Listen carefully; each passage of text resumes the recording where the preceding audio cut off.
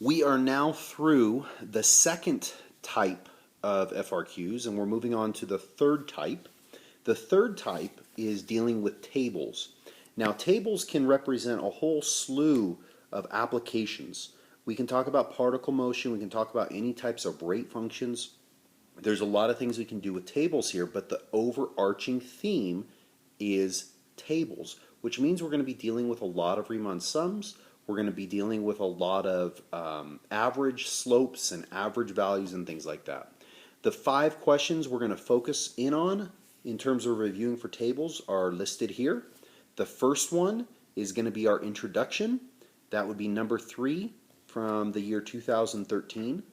This is a non-calculator problem, so let's go ahead and do this one together. This problem is dealing with hot water in a coffee cup. It says hot water is dripping through a coffee maker, filling a large cup with coffee. The amount of coffee in the cup at time t from 0 is less than equal to t less than or equal to 6 is given by a differentiable function c, where t is measured in minutes, and then select values of c are given in the table above. And notice it says that c is measured in ounces. So we're given a table, and these values are the amount of coffee in a cup at specific times. Part A says use the data in the table to approximate C prime of 3.5. Well, C prime is the derivative of C. We can't find the exact derivative of C because we're only given a table of values. We can approximate the derivative of C, and if you think back way back to the beginning of what a derivative is, the derivative is essentially the slope of a curve at a specific point. So we are going to find the slope around 3 to 4, and we're going to say that that's approximately the slope at 3.5. So we'll say C prime of 3.5 is approximately 12.8 minus 11.2 over 4 minus 3. Again, this is important. It's an approximation. If you put equal to here, it is wrong, and they can ding you points for that. Now from here we're going to simplify this. We get 1.6, and then it says indicate the units of measure. Well, if C was measured in ounces and time is measured in minutes, taking the derivative would just be ounces per minute. And so our answer is 1.6 ounce per minute.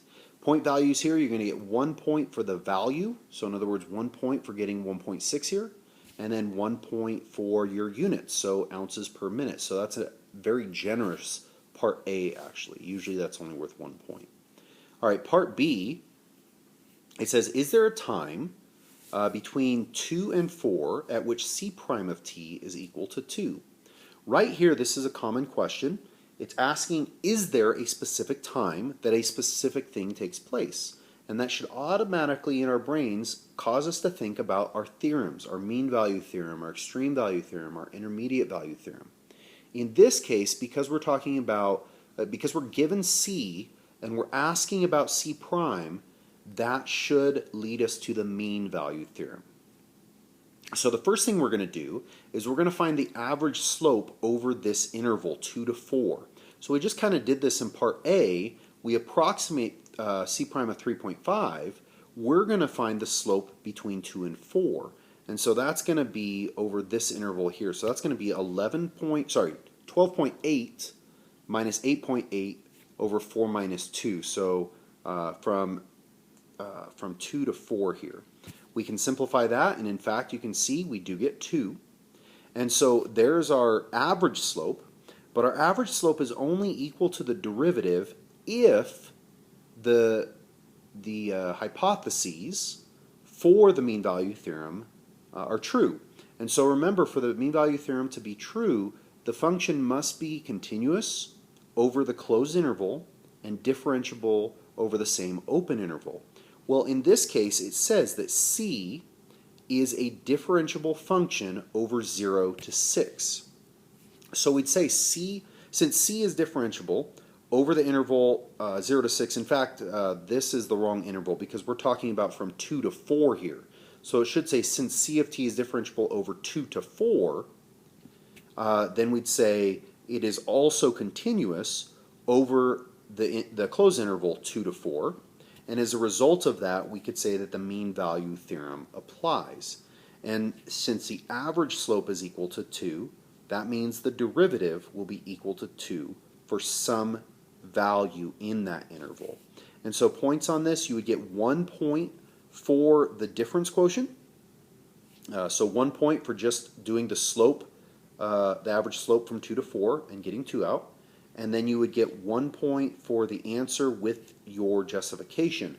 So if you said just yes, you don't get the point. If you just say yes by the mean value theorem, you still don't get the point, because you cannot use the mean value theorem without stating that the function is differentiable and continuous. So it all has to be there to get that justification point at the end. By the way, I spelled continuous wrong there, but we're going to move on.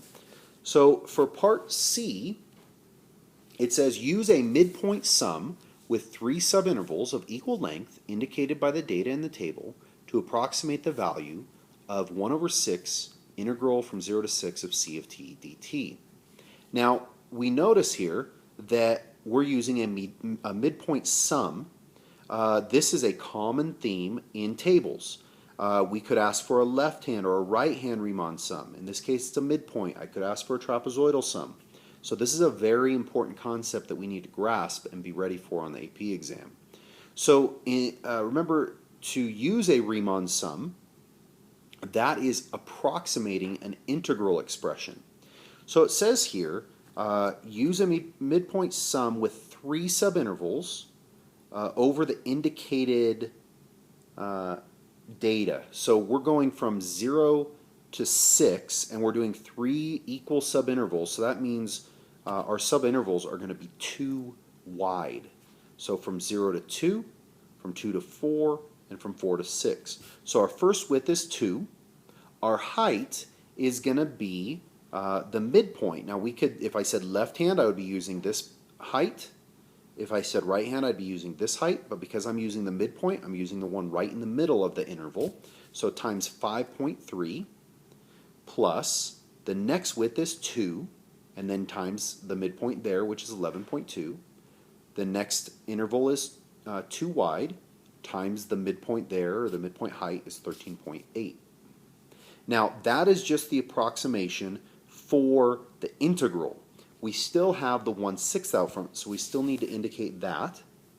And then we can go ahead and simplify all this and get an answer out. We get 10.1 here, and so that is the answer to the first part of this question. The second part of this, it says, using correct units, explain the meaning of what we just found, essentially. Now, what I notice here is that I have an integral, but then I have this 1 over 6 out front. And when you see that, when you see 1 over some number times the integral over a span equal to that denominator, then this is an average value expression. So remember, this is the average value of whatever our integrand is. So this is the average value of C. So we have to go back and understand what C is. It says C is the amount of coffee in the cup. So we can say that this is the average value of the amount of coffee in the cup. In other words, it is the average amount of coffee in the cup. Okay? And then that is over the time frame 0 to 6 minutes, and we would say it's an approximation, and the approximation is 10.1, and then we have to include our units, which is ounces. Now, remember, when you're talking about an interpretation, you always have to have 4 parts. And you might, this particular interpretation is a little backwards to the way I normally do it, but you always have to have what it is. So it's the average amount of coffee in the cup. You need to have your answer, so you need to have your 10.1. So we could rewrite this by saying the average amount of coffee in the cup is 10.1 ounces, comma, over the interval 0 to 6 minutes. Now, the only problem with how I just said it is that I forgot this approximation. Remember, when we're taking a Riemann sum, it's only an approximation. It is not the exact value of the integral. So if that word approximately isn't there, then you will not get your points for the interpretation here. So remember, 4 things: what it is, what the value is, what the units are, and then the time that it took place or the time interval. So the points on this, you're going to get 1 point for the midpoint sum. So if you got 2 times 5.3 plus 2 times 11.2 plus 2 times 13.8, that's 1 point. You would get 1 point for your approximation. So you get 1 point for basically the 10.1. Now before I go any further, I want to make sure that we understand this.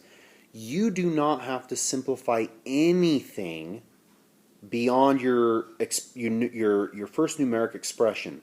So if you just left your answer right here for the first part of this question, left it right here, then you would have gotten both of these points. You did not have to simplify it to 10.1. In fact, I would argue that if you do simplify it, you're putting yourself in a position to possibly make a mistake. So this person, me, who did this, got a point for the midpoint sum and then 1 point for the approximation. I got all points. But if I did this midpoint sum correctly and then I got the wrong answer, I missed out on that approximation. Sometimes this is only worth 1 point. So if it's only worth 1 point and you do the midpoint sum accurately or correctly, but then you approximate wrong or evaluate wrong, you're getting 0 out of 1. You don't want to do that. So it's better to just leave it unsimplified. Okay? And then your last point comes from your interpretation, again having all 4 parts of the interpretation. Alright, for part D, it says the amount of coffee in the cup in ounces is modeled by B of t. Using this model, find the rate at which the amount of coffee in the cup is changing when t equals 5. Well, what I notice here is that B of t is the amount of coffee in the cup. That's the same as C of t. It's just giving us a function now to work with instead of a table. But then it says, using the model, find the rate at which the amount of coffee in the cup is changing. So if I'm given an equation with an amount and I'm asking for a rate, that means I need to take the derivative. And so we'd say B prime of t is equal to the derivative here. Well, the derivative of 16 is just 0. The derivative of this function, this is exponential. It's e to the something. So we know that the derivative of e to the something is e to the something. So it's going to be negative 16, because that's the constant multiple. Negative 16 e to the negative 0.4 t. And then we have to multiply that by the derivative of the inside, because this is a chain rule. We have a function in the exponent, so we'd have to multiply it by negative 0.4. Now we can simplify that. We don't need to. We can just leave it like this. But we can simplify that to 6.4 e to the negative 0.4 t. And that is our derivative function. Now it says use this to find the rate of change when t equals 5. So we need to take 5 and plug it into t here. So b prime of 5 is equal to 6.4 e to the negative 0.4 times 5. And again, you can just leave it like that. That is your answer. It doesn't say indicate units or anything. So you could just say, that's my answer. It's all numbers. I don't need to simplify it.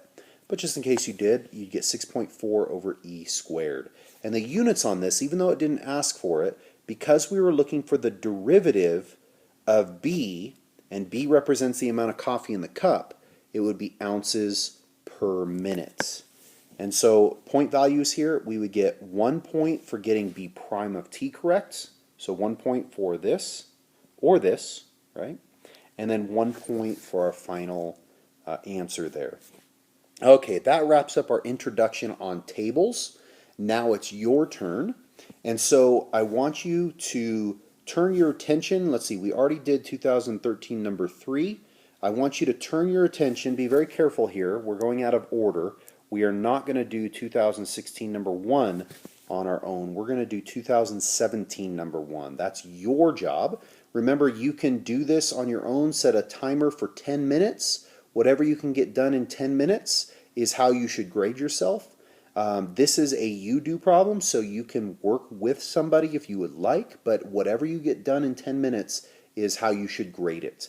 This is a calculator-based problem, so have fun, and I will see you again next time.